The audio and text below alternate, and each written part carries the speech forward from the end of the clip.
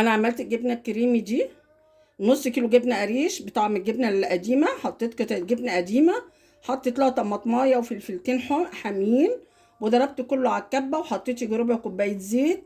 بقى عندي جبنه كريمي جميله. اتمنى ان الفيديو يعجبكم. لو عجبكم اعملوا لايك وشير، اشتركوا في قناتي على اليوتيوب مطبخ وحلويات عصريه عشان يوصلكم كل جديد. صباح الخير، ازيكم حبايبي؟ عاملين ايه؟ انا النهارده عايزه اجهز لهم فطار. هما ما بيحبوش ياكلوا الجبنه القريش كده، وانا عندي جبنه قريش، فانا هعملها تحويجه عشان ايه تبقى حلوه وجميله ويقدروا ياكلوها.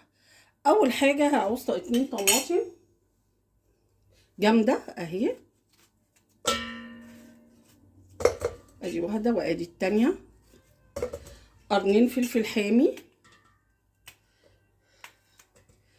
اهو، وهضرب ده كله الاول. انا حطيت نص قطعه جبنه قديمه، هي ما اتصورتش.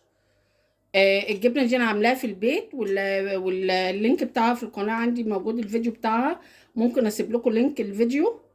وحطيت الجبنه القريش، انا جايباها جبنه طريه وكريمي كده جميله اهي. وهضرب ده كله في الكبه ونرجع.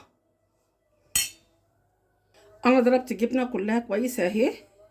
هنزل بقى كمان بمعلقتين زيت وهضربها كمان مره اهي.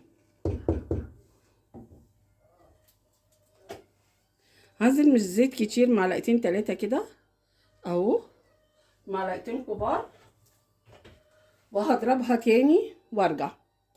كده بقيت عندي جبنه كريمي بطعم الجبنه القديمه بالطماطم والفلفل اهي. حاجه جميله جدا، تتاكل بقى جنب بيض، جنب بطاطس محمره، جنب طعميه، اي حاجه انت حابه تقدميها جنبها.